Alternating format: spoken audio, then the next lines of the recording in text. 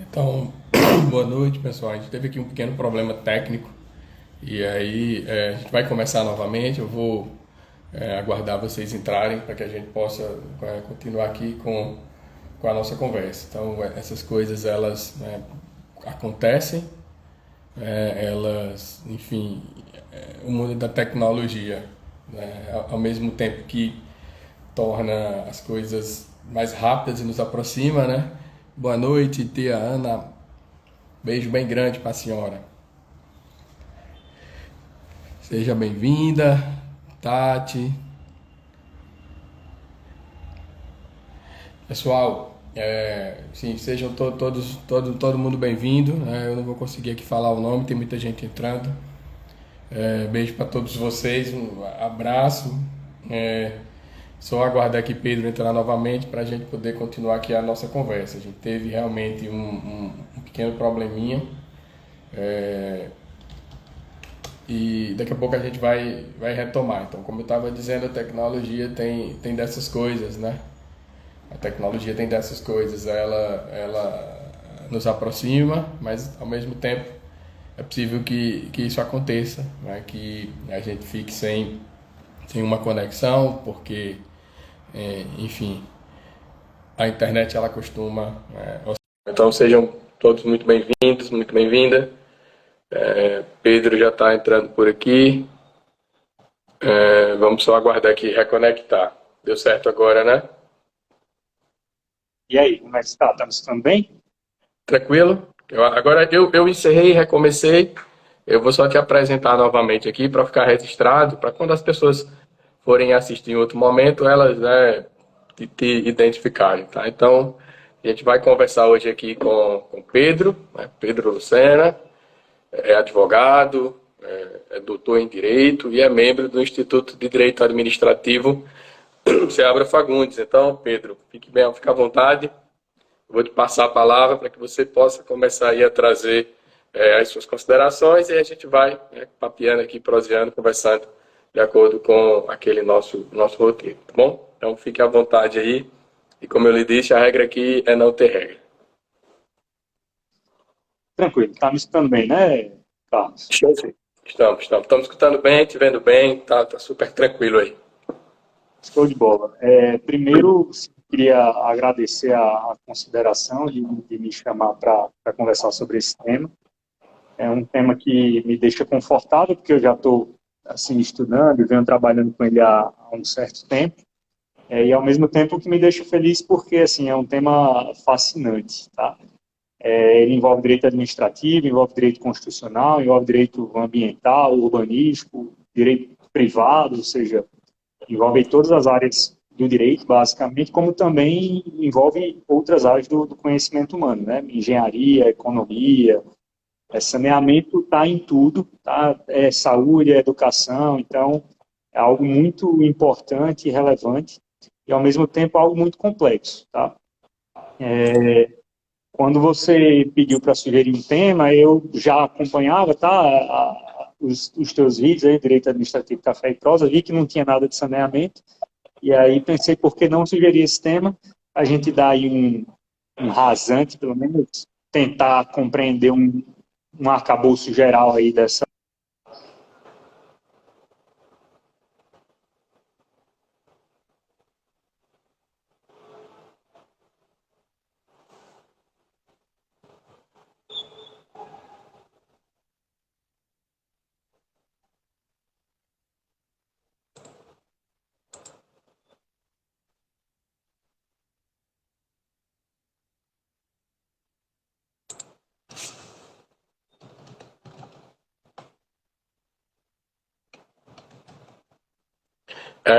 Eu acho que a gente está com um pequeno probleminha técnico lá e eu vou conversar com o Pedro aqui. Qualquer coisa a gente pode, se não conseguir levar à frente hoje, a gente pode tentar remarcar.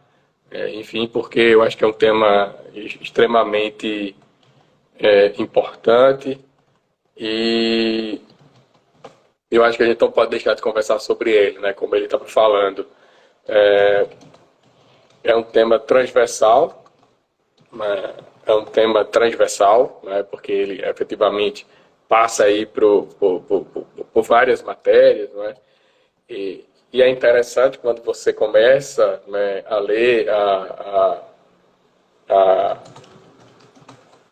é interessante quando você começa a ler sobre, né, eu estava só aproveitando aqui falando um pouco, enquanto você estava contextualizando aí, e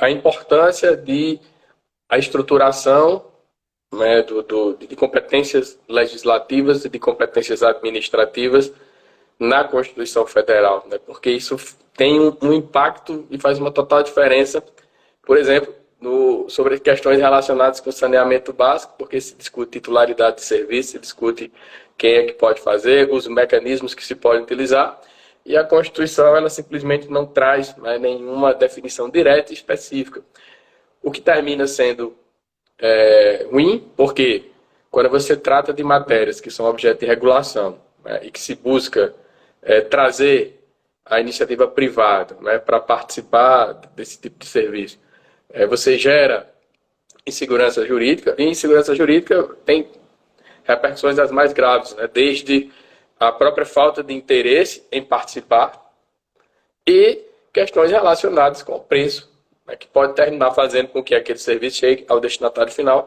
em valores até talvez superiores do que o que normalmente poderia acontecer. Então, pode aí, Pedro, retomar teu raciocínio, tua reflexão, e a gente vai continuando aqui. Eu acho que agora deu certo, bacana. Acho que agora deu. Mas, enfim, Carlos, como eu estava comentando, é um tema que envolve muitas áreas, né? Do direito e outras áreas também do conhecimento humano. E, ao mesmo tempo, é um tema bem antigo, tá? A gente poderia estabelecer muitos parâmetros históricos para começar a falar sobre saneamento. Desde a chegada da família real, por exemplo, no Brasil, até um contexto mais atual, tá? E aí, como eu já tinha até comentado com você, acho que um termo histórico bacana para a gente começar a falar sobre esse saneamento, pelo menos entender como ele se desenvolveu e como ele se dá, é ali ao final da década de 60, início da década de 70, com o Planasa, né? Foi exatamente nesse período, final da década de 60, início da década de 70, que começaram a nascer as companhias estaduais de saneamento básico, também conhecidas como as SESBs,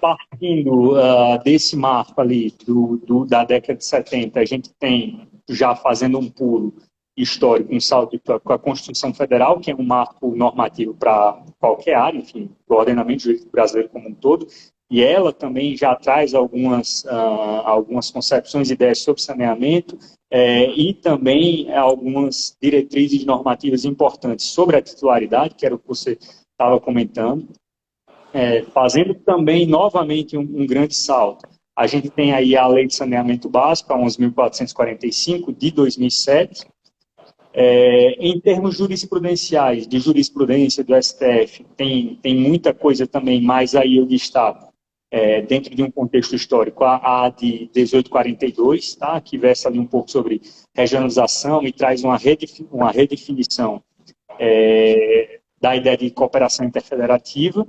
E, por fim, também, dando um salto aí de 2013 para 2020, a gente tem o novo Marco Legal de Saneamento Básico, nem tão novo assim, né? Fez 2 anos há pouco tempo, que, na verdade, e aí eu gosto sempre de lembrar quando eu converso sobre o tema, por óbvio, é um novo marco, né? A gente está falando de norma e etc., mas, na verdade, para você compreender bem esse novo marco, essa Lei 14.026, que alterou o texto da 11.445, você tem que entender que houve uma modificação da compreensão política, principalmente.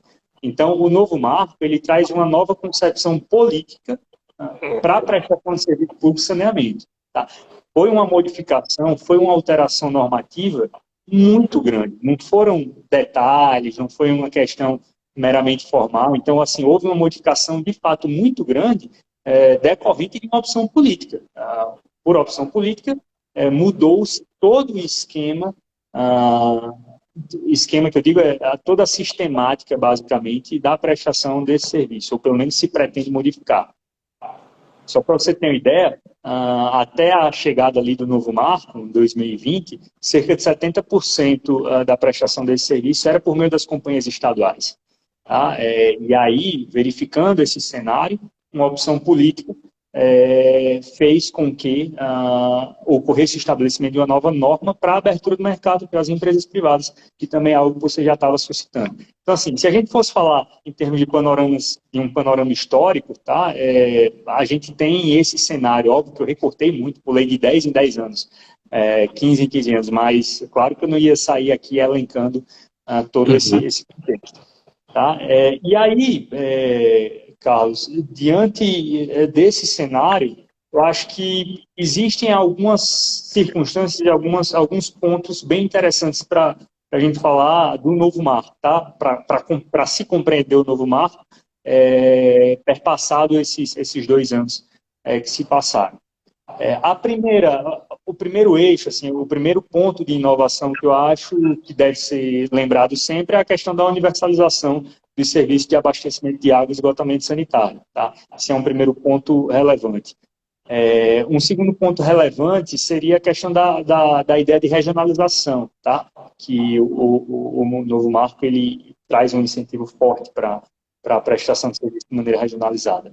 Um terceiro ponto seria a regulação, e aí a figura da ANA ganhando uma força e um corpo muito mais abrangente do que era anteriormente ao novo marco.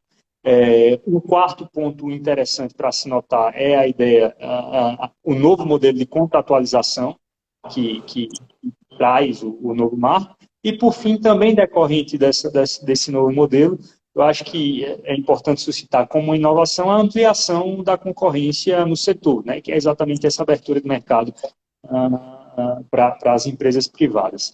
Em termos de panorama, assim, de principais inovações, eu acho que tem várias outras especificações, mas acho que trabalhar com esses 5 seria interessante. E aí, Carlos, não sei se você quer de cara já fazer alguma interação aqui, ou se, de fato, você prefere que eu venha a falar. Eu não trouxe nada organizado. Não, tranquilo. Então, A gente vai falar conversando mesmo. Isso, vamos conversar aqui. Eu acho que assim são pontos extremamente importantes e interessantes que você traz. Só lembrando aqui ao pessoal que quando a gente fala de política de saneamento básico, a gente está falando de abastecimento de água potável, a gente está falando de esgotamento sanitário, a gente está falando de limpeza urbana e manejo de resíduos sólidos, e ainda tem drenagem e manejo de águas, né, de águas urbanas, águas pluviais urbanas. Então percebam a importância desse marco normativo, né, dada a quantidade, né, e a relevância desses serviços que estão abrangidos dentro do conceito de saneamento básico. Porque aí, quando geralmente se fala assim, saneamento básico, né, a ideia que as pessoas vem imediatamente à cabeça, está mais relacionado com a questão do esgotamento sanitário. Mas essa política ela é tão complexa que até o Sistema Único de Saúde, salvo engano, ele participa de alguma forma dentro da macro política de saneamento básico. Então, acho que você pode ficar à vontade, vai puxando aí os pontos, né, sobre os quais você destacou, e aí à medida que você falando, eu vou eventualmente fazendo uma intervenção, fazendo uma pergunta, e aí a gente vai conversando aqui, tá? Então, acho que você destacou primeiro aí a universalização, né, dos serviços. Aí, se você puder, né, apresentar um conceito, né, geral sobre a ideia de universalização, e aí você vai fazendo o afunilamento, né, vai fazendo os recortes naquilo que você pretende destacar. Tá, bacana, tranquilo. Essa ideia que você apresentou, Carlos, eu acho muito interessante porque a gente pode pensar e visualizar de 2 maneiras, né? Uma do ponto de vista técnico, de quem estuda, de quem trabalha na área, e outra do ponto de vista do leigo, que faz uso do serviço todos os dias, diariamente, mas muitas vezes não para pensar o que é que está envolvido, tá? Por trás dessa cadeia de atividades, como você bem lembrou aí, o novo marco, como a lei anterior, 2007, também trazia, e elencando essas atividades. Vê só, falar em universalização dos serviços, a gente pode pegar e compreender isso a partir do termo, da terminologia comum mesmo, da compreensão. Universalizar seria, de fato, abastecer as casas com todas essas atividades que você suscitou anteriormente. Mas o novo marco, a 14.026, ela traz aí alguns índices importantes, e aí eu vou trabalhar com dois deles, que é a ideia de atendimento de 99% da população com água potável até 31 de dezembro de 2033, e 90% da população com coleta e tratamento de esgoto até 31 também de dezembro de 2033. Se você parar de uma maneira leiga para pensar sobre o assunto, óbvio, a gente estamos falando aqui de índices bem avantajados, né? 99% e 90%. Atribuindo a esses índices aí um marco mais ou menos temporal de 13 anos, né? Novo marco 2020, estabeleceu ali até 2033, 13 anos é tempo suficiente aí para a gente curtir 3 Copas do Mundo, se for pensar assim, ou seja, é muita coisa. Já é um prazo interessante. Mas, apesar disso, quem trabalha com o tema e quem estuda o assunto sabe que esses 13 anos vão passar muito rápido, tá? E assim, os prognósticos acerca desse atingimento dessas metas quantitativas e qualitativas, ele não é tão bom, tá? Geralmente, quem conversa sobre o tema acha que, pelo menos é a minha percepção, acha que não vai dar para alcançar. E não vai dar por quê? Né? Já que a gente tem aí 3 Copas do Mundo para curtir. Tá me escutando, Carlos? Sim, bacana, tranquilo. E por que talvez não daria? E eu espero que dê, tá? Mas por que talvez não daria? Porque quando a gente está falando de saneamento básico, a gente está falando de um vasto investimento financeiro, tá? Então, é um alto investimento em tecnologia, tá? Ou seja, a atualização de sistemas hídricos mesmo, com disposições tecnológicas e etc. Como também a gente está falando de construção civil pesada, tá? É tubo, é canteiro de obra, é perfuração, posteriormente asfaltamento, enfim, é muita coisa que está envolvido quando a gente está falando de saneamento básico. E aí, os valores são muito altos. E aí, quando você pega esse cenário de investimento muito alto, seja aqui no Brasil, seja nos Estados Unidos, seja na França, ou seja, o custo é alto em qualquer lugar do mundo. Quando você pega esse cenário e também, a partir de uma perspectiva do ordenamento jurídico brasileiro, confronta ele com a ideia de modicidade tarifária, que é exatamente a contraprestação para o serviço, aí você começa a perceber que talvez os investimentos que vão ser requisitados para alcançar essas metas em 13 anos, talvez não dê conta, tá?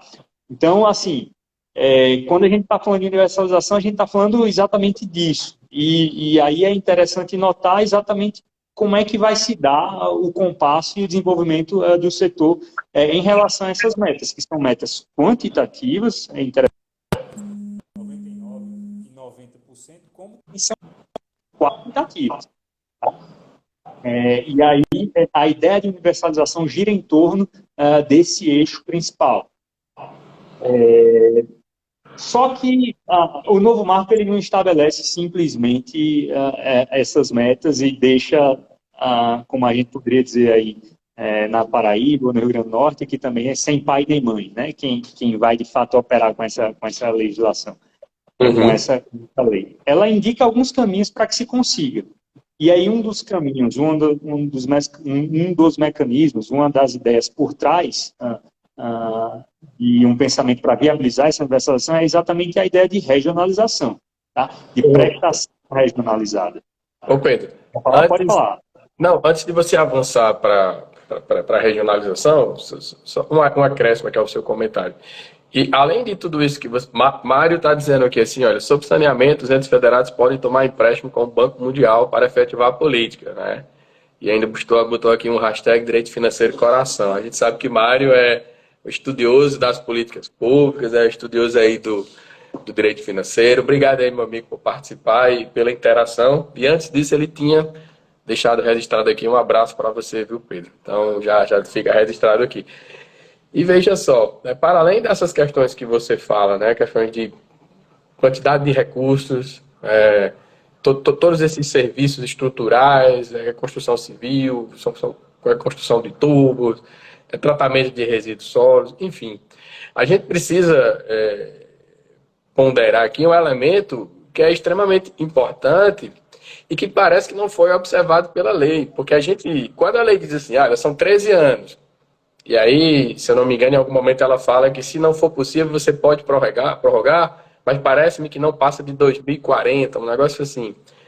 Só que parece, Pedro, aí eu gostaria de ouvir sua opinião sobre isso, que a lei esqueceu que nós somos um país continental e que a realidade do norte, por exemplo, né, não é a mesma realidade do sudeste ou aqui do nordeste.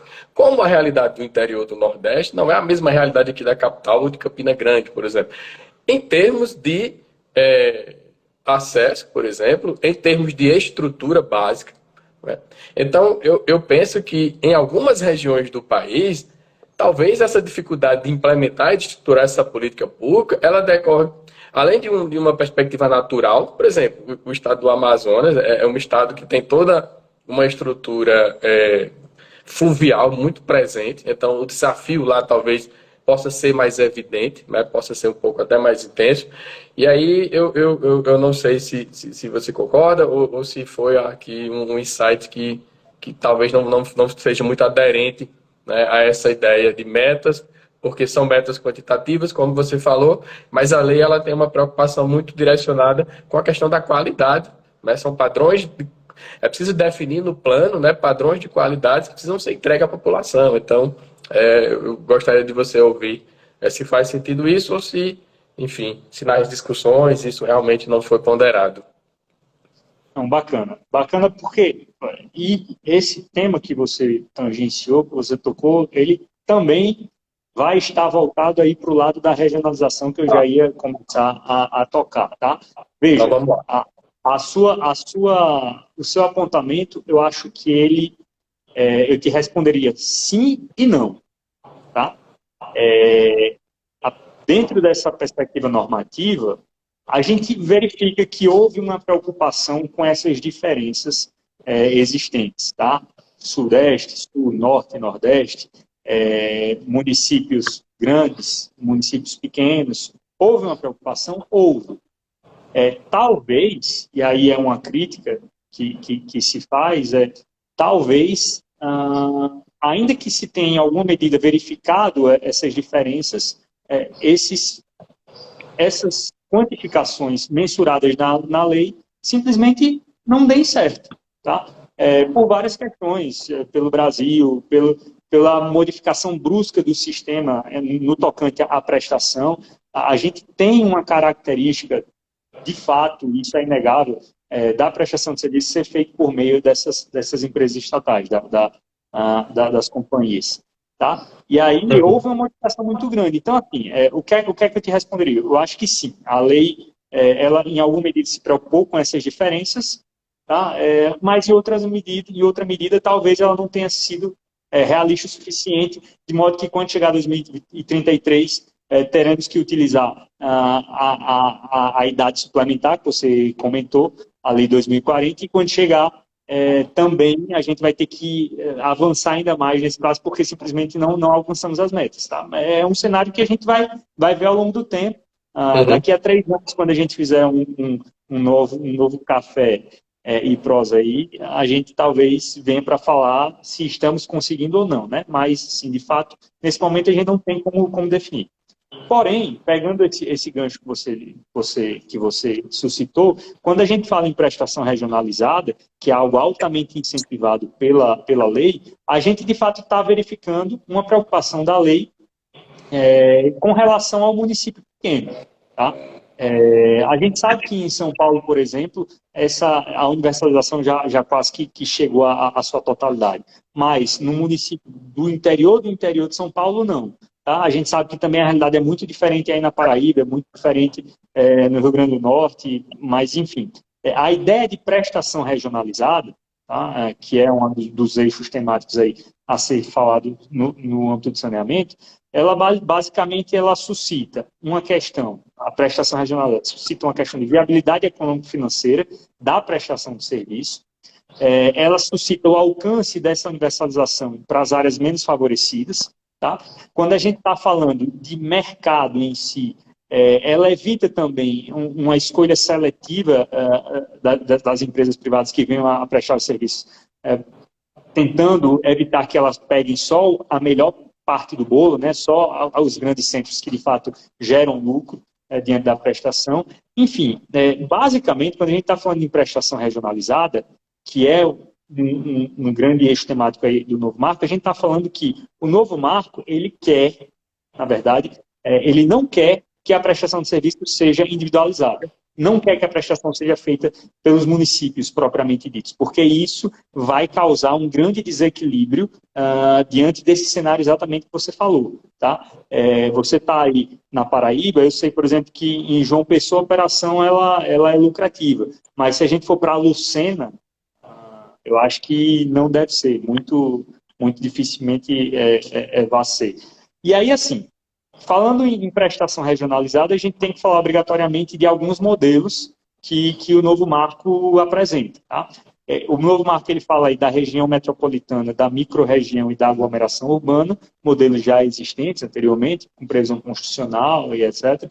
A gente fala também na unidade regional de saneamento básico e do bloco de referência. Tá?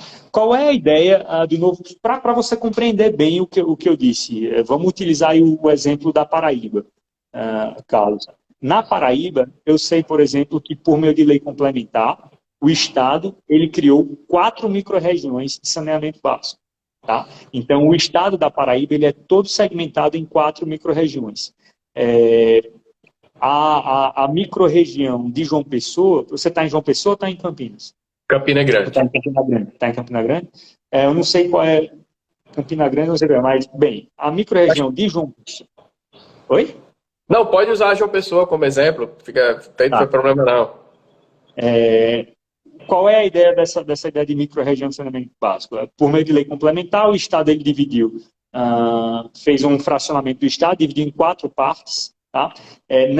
Nas micro-regiões, nas 4 micro-regiões, o Estado ele participa de cada uma dessas micro-regiões, ou seja, o Estado participa da microrregião em que tem João Pessoa, ele participa da microrregião que tem Campina Grande, e ele participa das outras 2 também microrregiões. Dentro dessas microrregiões, elas são compostas pelo Estado e pelos municípios. Então, vai ter, por exemplo, na microrregião do litoral, que é a de João Pessoa, vai ter o Estado presente, vai ter a microrregião, vai ter o município de João Pessoa e vai ter outros municípios. Tá? E assim diante nos 4 municípios. E aí, as decisões sobre saneamento, que são atinentes a esses municípios, elas vão ser deliberadas, tá, por meio de um colegiado microrregional, composto pelo Estado e pelos municípios. Quem é que representa o Estado? O governador. Os municípios, os prefeitos. Tá? Dentro dessa estrutura de governança, que é uma estrutura, em alguma medida, prevista lá naquela AD 1842, que eu falei, do Rio de Janeiro, inicialmente, dentro dessa estrutura de governança, a gente tem, aí na Paraíba, aí nas microrregiões da Paraíba, o colegiado microrregional e mais 3 órgãos, um órgão técnico, um órgão de consulta social, se não me engano, e também o secretário executivo, sabe, também é compreendido como tal. Tá? E aí, todas as decisões de saneamento básico, tá? A gente retira a ideia da titularidade do município, tá? Não é mais João Pessoa que decide sozinho, ela vai decidir em conjunto com o Estado e com os outros municípios que fazem parte da microrregião. Tá? E aí, remetendo àquela ideia que você comentou no começo aí da nossa conversa, o que é que nós temos? Nós temos uma estrutura bem específica que foge da ideia de município, de Distrito Federal, de Estado e de União. A gente já bota aí uma nova figura com competência de deliberação sobre um tema tão sensível, com uma estrutura de governança, o que acaba por incrementar aí a questão como um todo, porque você envolve questões políticas de decisão entre entes de fato, para viabilizar decisões importantes no âmbito do saneamento. Tá? E aí você me pergunta, em que medida isso facilita pensar no menor município e não só no município grande que a prestação de serviço é rentável? É porque quem vai prestar para o município do litoral, tá? Quem vai receber as tarifas referentes à prestação de serviço na microrregião do litoral, ele vai receber o referente ao município de João Pessoa, um grande município em que a operação é lucrativa, e ele também vai receber do município do Lucena, como eu disse, que a operação não é lucrativa. Então, perceba que, em alguma medida, o novo marco ele se preocupou com essa diferenciação, tá? Mas a gente não sabe se isso vai ser, de fato, suficiente. Quer falar alguma coisa? Eu vi que você está muito pensativo. Eu sei que essa questão também constitucional chama a sua atenção, do professor Vladimir também, que adora os 5 mil municípios que nós temos aqui no Brasil e a dificuldade que tem. Pode falar. Eu estou ouvindo aqui, prestando bastante atenção no que você está falando, porque é uma matéria, de certa forma, nova para mim, né? Não é uma matéria com a qual eu dedico assim, um pouco do meu tempo, dos meus estudos, e eu acho extremamente, né, interessante o modelo. E aí, sobre essa questão dos 5 mil municípios, só um parênteses, o professor Rodrigo Valwer, né, ele fez uma palestra aqui na Paraíba, num evento que a gente organizou pela Comissão de Direito Administrativo da UAB, e ele falava que na Espanha, na Alemanha, enfim, eles têm 2, 3 vezes mais municípios. Né? A forma como eles se dividem lá administrativamente é diferente do nosso modelo, né? Porque talvez o nosso problema seja de ordem federativa, quando você atribui ao município, né? Toda aquela discussão que tem. Mas aí, o que eu acho que é interessante nesse modelo da regionalização é porque a lei é como se ela tentasse, na perspectiva econômica, que é naturalmente um elemento que vai atrair, né, o interesse do privado. É claro que o privado, quando ele pensa em executar esse tipo de serviço, a iniciativa privada ela precisa, né, ter, quer queira, quer não, o lucro, né, para que ela possa executar. E aí é uma forma de você distribuir, né, esse ônus entre um grande município, que é a certeza que vai ser uma atividade lucrativa nessa perspectiva, e um pequeno município onde ele teria certamente dificuldades operacionais, porque ele teria um custo-benefício que não lhe fosse favorável. E na outra ponta, assegura que aquele pequeno município tenha um serviço com o mesmo padrão técnico, né, e com o mesmo padrão de qualidade que está sendo entregue a um grande município. Então, nessa perspectiva, a universalização ela tentou fazer com que o padrão de qualidade definido pela regulação chegue da mesma forma aos grandes municípios como aos municípios pequenos, dando, de certa maneira, um tratamento uniformizado. E aí, só uma pergunta, né, para você esclarecer para o pessoal que está aqui nos ouvindo, é porque existe aí um ente que surge, né, existe uma pessoa, e aí certamente é uma pessoa jurídica, resultante de um aglomerado ali de tantas outras, né, de entidades federativas que se juntaram. Né? Então, e aí, como é que fica, né, essa pessoa, né, jurídica, né, essa entidade, não sei nem se é federativa o nome que a gente pode dar a ela, né? Enfim, o Estado seria o titular dessa, né, ainda nesse contexto, porque ultrapassa a ideia de interesse local, né, que é um pressuposto muito, muito básico para quando se fala de execução de serviço pelo município, a ideia de interesse local. E aí você escala o interesse, ele não é mais local, ele é regional, e essa titularidade precisa ser de alguém. Então, a titularidade seria do Estado, seria desse ente que surgiu.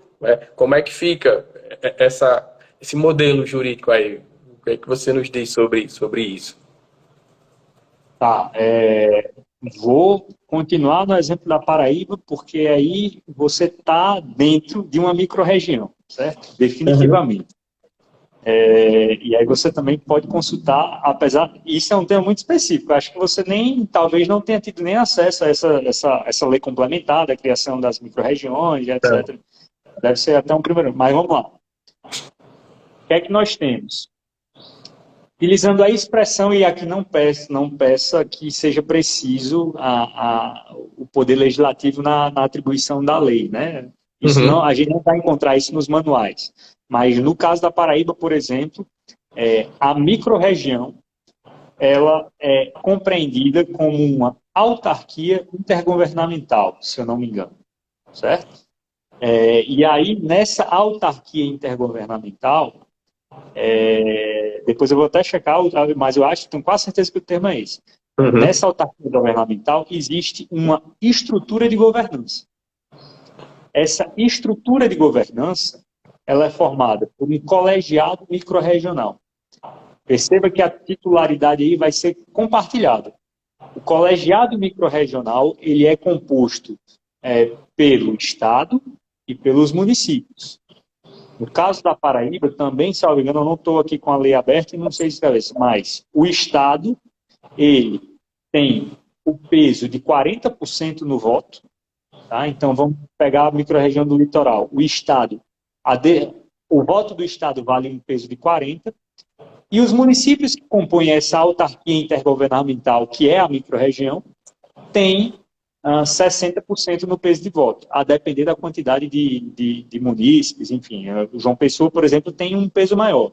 Né? O município menor tem um peso menor. Mas aí, todas as decisões, as deliberações sobre saneamento básico no âmbito da microrregião vai passar por esse colegiado microrregional. Tá? E aí, esse colegiado microrregional ele é assessorado por um órgão de caráter técnico, tá? Também tem um órgão de caráter consultivo social, enfim, aí tem toda uma estrutura. Mas o órgão principal de deliberação é o colegiado microrregional. E é assim que é o modelo na Paraíba. E aí, o que é interessante? Basicamente, em termos muito resumidos, o que é que o novo marco disse? Veja, quem não implementar a prestação de maneira regionalizada não vai receber subsídio do governo federal para efetivar os planos de saneamento básico. Então, o novo marco legal ele estabelece que deve haver uma prestação regionalizada sob pena de não receber os subsídios do governo federal. Tá? Então, é um enforcement aí, um soft law muito mais pesado do que qualquer outra coisa, né? É um baita incentivo, né? Dizer, olha, se você quiser recurso federal, né, você precisa seguir essas normas. E é interessante quando você fala aí nesse bloco normativo, né, nesse enforcement, é interessante que você precisa ver isso também na perspectiva privada. Né? Porque a gente está falando aqui, e é interessante, eu venho recentemente lendo, Pedro, um pouco sobre interpretação, linguagem, né, a preocupação, a utilização da linguagem no direito, essas coisas. E é interessante que, né, a norma ela fala de normas de referência, né? Normas de referência. E aí você fala, tá, mas veja que você está falando de uma agência reguladora, que em tese, né, deveria regular o serviço, e aquilo vem ali, né, aplicando-se de um modo geral. E aí a norma fala de normas de referência. E é exatamente por conta de toda esse contexto constitucional, né, todas essas implicações práticas sobre as quais você, por exemplo, acabou de citar, que ela utiliza a palavra norma de referência. Né? Então, eu só queria que você falasse um pouquinho, né, esclarecesse um pouco para o pessoal essa questão da norma de referência. Quando você fala do capital do recurso federal, eu já destaco aqui que isso pode impactar no próprio financiamento privado, porque o banco privado fala, olha, se você não seguir as normas de referência da ANA, eu não vou liberar recursos para você. Então, pode haver também esse impacto. Então, se você pudesse falar um pouquinho sobre essas questões, eu te agradeço. Tá. Só para eu ter noção que a gente tem mais quanto tempo? Não, veja, a gente está chegando 40 minutos agora aqui, eu estou no seu tempo, né? Você tem um limite de horário aí, se você puder, a gente vai até no teu limite, e aí não tem problema não, pode ficar à vontade aí. Tá, então porque assim, passa de 1 hora Passa, nesse site do Instagram, né? Ah, então tá passa, tranquilo. passa, passa. O Instagram antigamente cortava, mas agora ele liberou. Tá. Vamos lá. Você tocou num ponto essencial que já é virando para o terceiro eixo, né? Uma terceira página aí. A gente Agora, falou da universalidade. Pode eu só ia falar. dizer que se você tiver mais alguma coisa para falar na regionalização, você pode ficar à vontade. Eu acho que quando você falou da questão dos recursos, do incentivo, aí eu já me Claro, mas tem antecipei. tudo a ver. Tranquilo, a gente está conversando aqui, né? Fica tranquilo, tá tudo certo. E foi muito pertinente. Assim, basicamente, você levantou para eu cortar. Por quê? O que é que acontece? A gente falou primeiro de universalização, a gente falou num segundo momento de regionalização, e agora você indicou o caminho para a gente entrar na regulação. A regulação é um eixo temático extremamente relevante e muito, muito, muito importante no novo marco legal. Tá? O que é que acontece? Como eu disse, a prestação de serviço se deu até o ano de 2020, ainda se dá, obviamente, né, mas até a vigência do novo marco, cerca de 70% da prestação de serviço era pelas companhias estaduais. Então, a gente tem as companhias estaduais, regulando as companhias estaduais. Nós temos quem? As agências reguladoras estaduais. Fora as agências reguladoras estaduais, a gente também não pode esquecer que alguns municípios prestam diretamente o serviço, então a gente também tem as agências reguladoras municipais. E além das agências reguladoras municipais, nós temos alguns casos no Brasil de agências reguladoras intermunicipais. A gente tem 3 níveis de agências reguladoras aí, né? Falando sobre saneamento básico. Isso, para a empresa privada, para o capital privado, é péssimo. E é péssimo por quê? Porque existe, de fato, uma fragmentação, uma heterogeneidade da regulação do tema. Tá? E aí, o que é aplicado na Bahia não é aplicado em São Paulo, o que é aplicado no Rio Grande do Norte não é aplicado na Paraíba. Isso é horrível, tanto para o setor privado, como também para o próprio setor público. Ao mesmo tempo, a Constituição, a jurisprudência, ela toda se encaminhou e se desenhou para a ideia de titularidade municipal, interesse local e, eventualmente, num contexto aí de região metropolitana, por exemplo, um interesse mútuo. Mas, enfim, o âmbito federal, ele não tinha, pelo menos é a minha perspectiva, e acho que isso é uníssono, não tem grande... O governo federal, a União, na verdade, ela não teria possibilidade de estabelecer algo imposto diretamente no âmbito da ANA. Então, ela utilizou mais uma vez a questão do soft law, que nem é tão soft assim como a gente discutiu. São normas de referência. Quem não quiser seguir essas normas de referência não recebe o recurso federal. Tá? E aí isso ficou muito claro, ficou explícito no novo marco. Tá? O que se busca com o novo marco é alterar o modo de regulação do setor, no final das contas. Tá?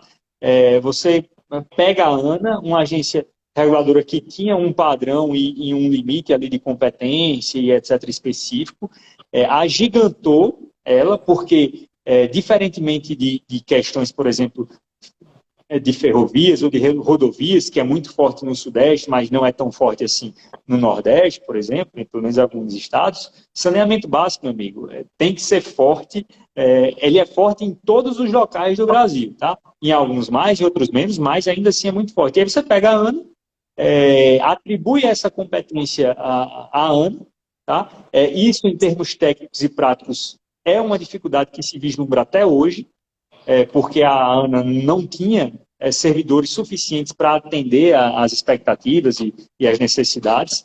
Se você pegar a agenda regulatória, entra lá no site da ANA, vê a agenda regulatória dela, está toda atrasada. Tá?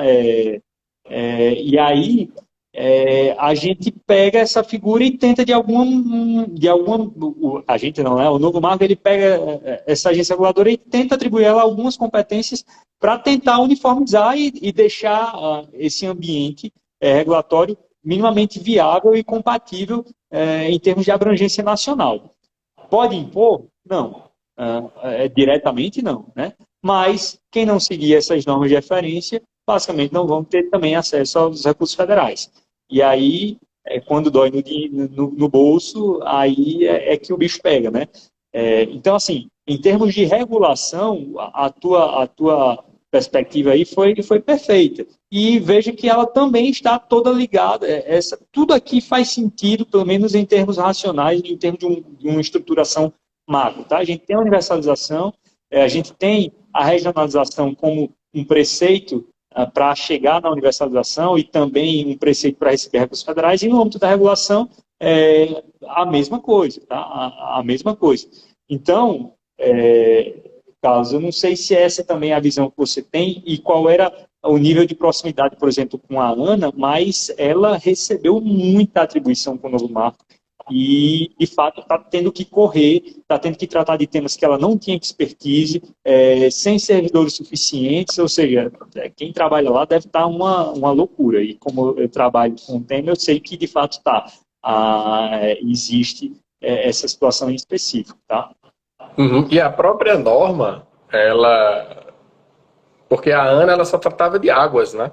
E aí a norma ela vem e diz, olha, você agora vai tratar de águas e saneamento básico. E lá no finalzinho ela cria cargos, né? Ela tenta estruturar a carreira. Formalmente tá bacana, mas e como é que você faz para ocupar essas posições, ocupar esses cargos e ter condições e passar? E eu acho que a perspectiva estrutural ela é relevante, ela é importante, mas eu acho que o peso maior está exatamente na questão técnica, né? Porque você vai precisar de pessoas que têm uma expertise, um conhecimento técnico, né, para lidar com matérias que simplesmente falaram, olha, você agora vai ter que cuidar disso aqui. Então, talvez seja natural todo esse atraso no cronograma, o que pode, mais uma vez, de repente, impactar no próprio alcance das metas. E aí, Pedro, só um pouquinho, voltando um pouquinho de nada sobre a questão da regionalização, né, da prestação regionalizada, só para ficar claro aqui para as pessoas que estão nos ouvindo, que não há uma obrigatoriedade, não é isso? Assim, o município ele não é obrigado a, por exemplo, existe a micro-região metropolitana de João Pessoa, né, que foi instituída esse polo, que esse exemplo que você falou. E de repente tem um município lá e fala, não, eu não vou aderir a essa estrutura regionalizada, porque eu já tenho toda uma estrutura aqui de autarquia e eu consigo entregar aqui esses serviços. Então, eu não tenho interesse, né, em participar dentro dessa regionalização. Então, nesse sentido mesmo, né? Não há essa obrigatoriedade de adesão à regionalização. Mas, ao mesmo tempo, na outra contrapartida, tem a questão que você falou das normas de referência e dos incentivos, né, de recursos financeiros do governo federal. É mais ou menos nessa linha? Sim e não. Algumas figuras, até por previsão constitucional, existe uma obrigatoriedade. O município não pode simplesmente se negar a participar. Tá? No exemplo do caso da microrregião, por exemplo, ela sendo criada por meio de lei complementar, tem o artigo agora de cabeça, eu não sei, Não, mas a microrregião, no caso da microrregião ou da região metropolitana, por exemplo, que é tão comum, né, bem mais comum do que essas microrregiões, o fim da aprovação da lei complementar, criando, tá? Existindo a segmentação do Estado e a viabilidade econômico-financeira, isso daí, essa adesão, pelo menos inicialmente, ela é imposta. O município não pode. E tem até, na minha humilde opinião, tem um sentido, né? Por quê? Porque, se você parar para pensar, o sistema hídrico, de abastecimento hídrico e o sistema de saneamento básico como um todo, ele é todo interligado. Tá? Então, se simplesmente você tira uma peça-chave ali, um município específico, você pode acabar prejudicando todo um sistema de saneamento de outros municípios. Tá?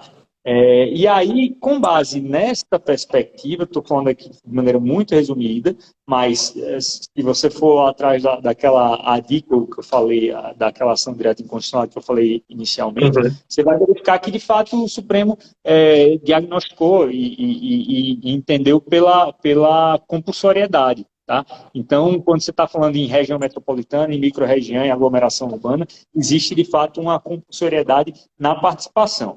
E aí você me pergunta, o município ele pode deixar de participar? Pode, mas ele tem que pedir, no caso da micro-região, por exemplo, ao colegiado micro-regional, que vai aceitar ou não a saída do município. Tá? Mas aí, assim, aí a gente iria entrar em muitas especificidades aqui, mas quando a gente está falando, por exemplo, de um outro modelo, como é o caso do bloco de referência, como é o caso da unidade regional de saneamento básico, por exemplo, aí não seria compulsória. Mas naqueles ali previstos na Constituição da região metropolitana, micro-região e aglomeração urbana, existe uma compulsoriedade na participação. Beleza, meu amigo. E aí, como você começou, né, trazendo 1970, você gosta de futebol, Brasil campeão, tricampeão mundial, né? Mais 3 Copas para frente, olha aí as coisas aparecendo. Três é múltiplo de dois, quem sabe o Brasil não é Hexa esse ano. Eu particularmente tenho minhas desconfianças, mas enfim, não quero ser pessimista aqui, né, nessa nossa live que está tão bacana, que está com coisas muito, muito legais. E como regra, né, para não correr o risco de generalizar, mas como regra, esses serviços eles eram prestados aí ou por contratos de programa ou por, acho que é convênios de cooperação, a expressão técnica que se usa, né? Enfim. E aí você destacou um dos pontos importantes, que é a ideia da contratualização. Né? Então eu queria que você, né, fizesse assim, um rápido panorama sobre essa ideia dos contratos de programa, né? E aí você já faz as suas reflexões sobre essa inovação e esse incentivo para a contratualização, como é esse modelo, se precisa de licitação, se não precisa. Enfim, eu posso fazer uma PPP, a concessão, como é que funciona aí toda a ideia por trás da contratualização no marco do saneamento. Tá, vamos lá. Aqui de fato, é nesse modelo de contratualização que existe o turning point, assim, a virada de chave, o que muda bastante na ideia e na perspectiva política como um todo, tá? Por quê? Porque, como regra, tá? A grande maioria das formalizações dessas prestações de serviço se dava entre o município e a companhia estadual diretamente, sem licitação, por meio de um contrato de programa. Tá? Existiam ainda alguns contratos de concessão bem antigos, em vigência, tem alguns, mas enfim, a regra, vamos tratar aqui da regra que fica um pouco mais fácil, depois a gente vai para as especificidades. Eram contratos de programa, tá? Diretamente assinados, formalizados, município, companhia estadual, sem licitação. Sem licitação. Participação da atividade privada baixíssima, porque exatamente por essa questão. Já existia a expertise das companhias estaduais, não era necessário fazer licitação, então o município fazia esse contrato com a companhia estadual e tudo certo através do contrato de programa. Tá? Com o novo marco, isso foi modificado por completo. Por quê? Porque a primeira coisa que o novo marco fez foi indicar, está proibido, tá? Está proibida a formalização por meio de contrato de programa, convênio, termo de parceria, enfim. O que basicamente o novo marco diz, veja, toda e qualquer tipo de contratualização, em regra, não será possível, tá? Se não for feito a partir de uma licitação, tá? E após a licitação, a formalização por meio de contrato de concessão. Tá? Então, o novo marco, ele proíbe, tá, o desenvolvimento de um modelo que já era consolidado, a assinatura dos contratos de programa, para posteriormente indicar, a partir daqui, a gente vai exigir, seja para a companhia estadual, seja para a companhia de saneamento básico, seja para o privado, a participação na licitação e a assinatura aí de um contrato de concessão. E isso muda por completo o cenário do jogo, porque agora abre-se o mercado, existe de fato uma competitividade, tá? E aí tem vários assuntos interessantes no âmbito da licitação, né, em si, mas se a gente for falar aqui, para depois falar de um pouco de licitação, que eu sei que você é um tema que você curte, se a gente for falar, esse foi o modelo que foi implementado. Licitação com posterior assinatura dos contratos de concessão. E aí, o novo marco proíbe essas contratações diretas via contratos de programa e traz uma indicação. Né? A indicação é o seguinte, a gente vai preservar o ato jurídico perfeito e a segurança jurídica. Então, os contratos de programa que ainda estiverem em andamento, tá? Eles vão poder continuar em andamento até o seu termo contratual, até o seu final, tá? Em respeito ao ato jurídico perfeito, segurança jurídica, enfim, todos os princípios aí que se impõem, desde que ocorra a incorporação das metas de universalização e das metas quantitativas e qualitativas impostas pelo novo marco. Tá? Então, a partir daí, começou uma correria para as companhias estaduais aditivarem os contratos de programa, que ainda tinham muitos ainda faltava muito pouco tempo, 5 anos, 3 anos para chegar ao fim, mas alguns outros ainda tem um prazo de validade de 15, de 30 não vi não, mas 15, 25 anos, então muito tempo. Então, elas correram para tentar adequar aí, esses marcos, essas diretrizes do novo marco, mas o que eu acho que é importante ser de fato indicado aqui é esse modelo que foi completamente diferenciado, né? Antes era de um jeito, na contratação sem licitação, etc., e passou a ser a necessidade, a se exigir a licitação para posteriormente assinar aí os contratos de concessão. E aí fica até para quem gosta de estudar a licitação e etc., como é que fica a situação da competitividade, porque, claro, a gente sabe que tem o setor e o privado ele tem aí a questão do dinheiro para financiar muito mais do que as companhias estaduais com regra, mas também a gente tem que olhar a expertise, né, das companhias estaduais, em que grau isso vai afetar na competitividade do próprio modelo de licitação. Porque isso perceba, o novo marco ele não proíbe as companhias estaduais de participar dessas licitações.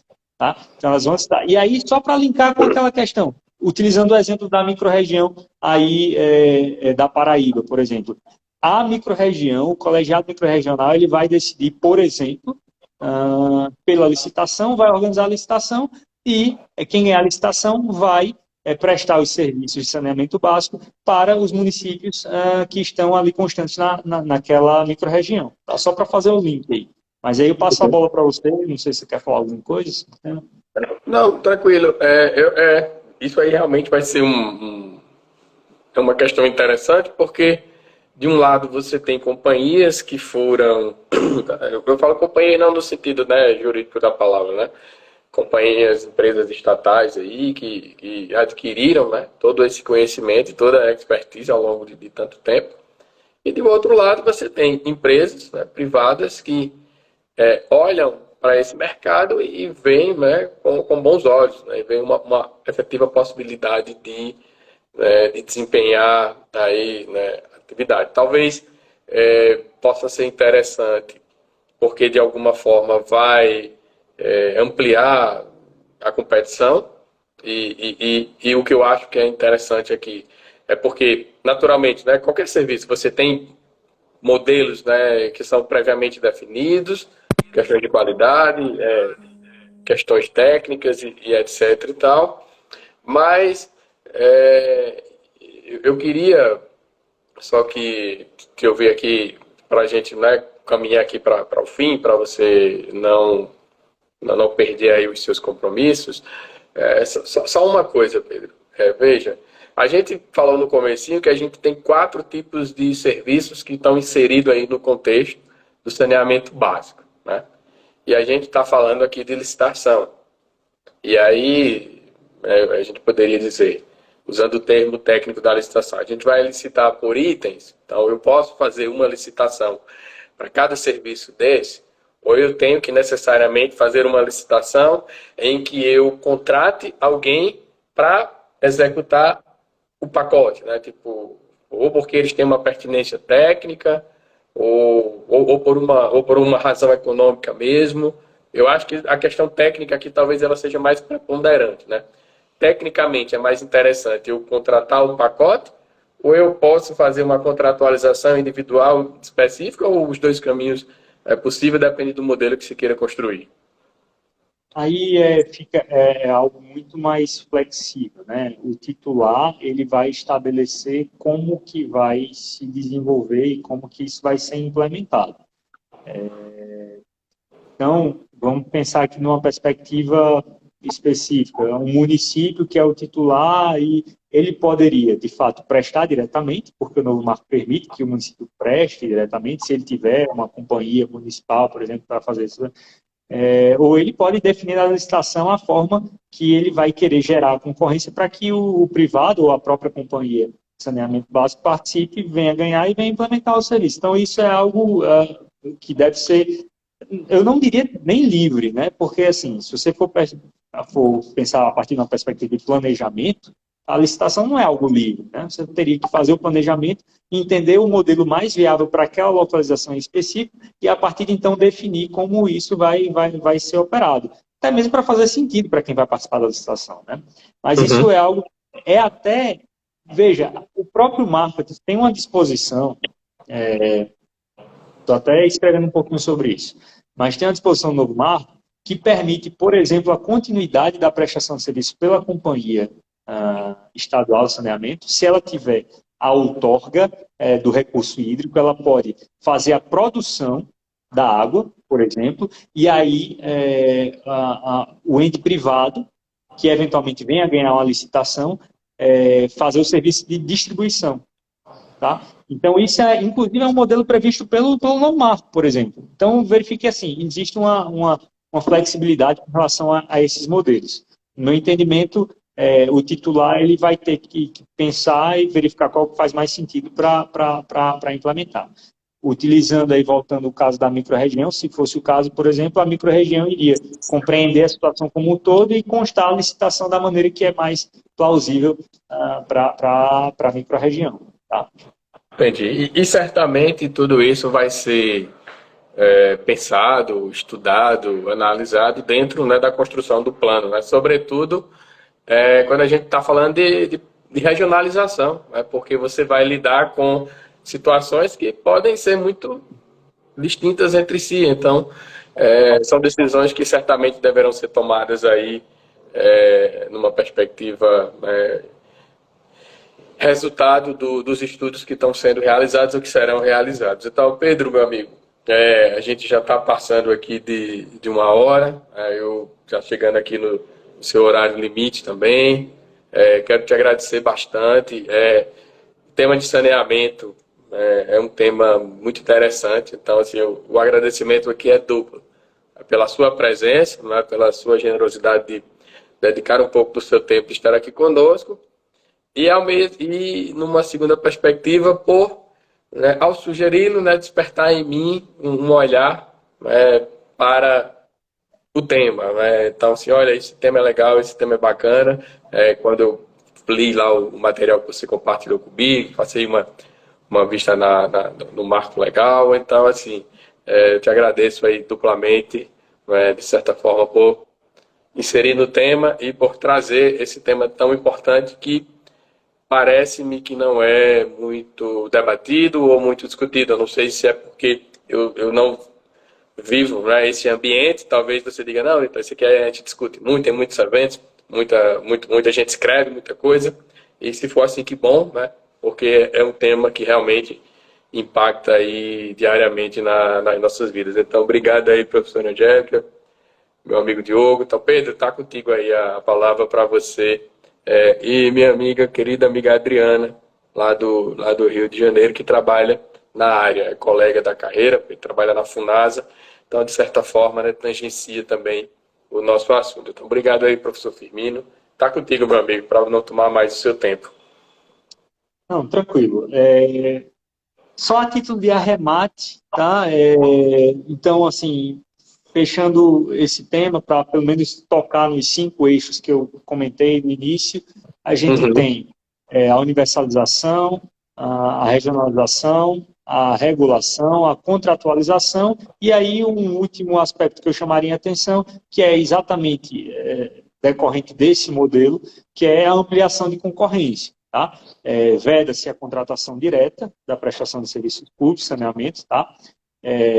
Impõe-se a realização, ao invés dessa prestação, a contratação direta, no caso, né, e impõe-se a realização de licitação para aqueles titulares que não optarem por prestar diretamente o serviço. Tá? E aí isso gera também um ambiente competitivo de operadores públicos e privados, e muito provavelmente o que já está acontecendo, até porque a gente já se sabe por dados atualizados que já se modificou esse cenário, mas a gente vai ter aí uma participação privada, já estamos tendo uma participação privada muito maior no âmbito do saneamento. Tá? É um assunto bem específico, mas que, assim, é porque às vezes no direito é tão amplo que a gente não consegue abarcar tudo e fica de fora mesmo, assim, mas sem enxergar tantas coisas. Mas é um tema que eu diria que vem sendo muito debatido, de grande importância, movimenta bastante dinheiro e bastante preocupações políticas. Tem muitas atualizações. A gente poderia, por exemplo, se for só para falar uma nova, só para falar dos decretos federais, que são 3 atualmente, tá? A gente também poderia adentrar nesse tema aqui, mas enfim. Carlos, deixo aqui meu agradecimento formal para você pelo convite. Estou à disposição. Quem quiser algum tipo de material, qualquer coisa do tipo, você pode aí passar meu e-mail, entrar em contato direto. Te agradeço aí o convite. Eu não tinha Instagram, fiz só para isso, então você foi a primeira pessoa adicionada do meu Instagram, inclusive. Olha aí, a minha honra, tá vendo? Assim, as pessoas, né, certamente lhe procurarão pelo Instagram, vai se acostumando, vai mandar um direct, viu? É a mensagem lá no privado, falar, pô, Pedro, vi sua live, me ajude aí com uma indicação de material, enfim, quero que você venha aqui falar pra gente. Que bom que você está no Instagram. Aproveita o espaço, né, para divulgar suas coisas, né, seus artigos, seu conhecimento, porque aqui é efetivamente um espaço que a gente consegue alcançar assim, todos os rincões do nosso país. Então, fico muito feliz, né, por ter aí colaborado com a sua inclusão no mundo digital, no mundo das redes. Seja bem-vindo a esse nosso mundo, você vai ver que tem muita coisa legal por aqui também. Então, meu amigo, muito obrigado, viu? Boa noite aí, bom descanso para você e até uma outra oportunidade, se Deus quiser. Show de bola, então. Muito obrigado. A gente se vê aí. Vou também criar uma conta no TikTok e adentrar aí a musicalidade jurídica também. Tá bom? Deixa eu só lhe dar uma dica sobre o TikTok. No TikTok, a primeira pessoa que você vai adicionar é o professor Vladimir, tá certo? Tá certo. Pode deixar. Valeu, Carlos. Um abraço. Outros temas de infraestrutura também, quando você quiser falar, é só falar, tá bom? Não, vamos conversar assim. Depois a gente troca uma ideia lá no WhatsApp, tá bom? Fechado, meu amigo. Um abraço. Valeu, até a próxima. Um abração, até mais. Tchau, tchau.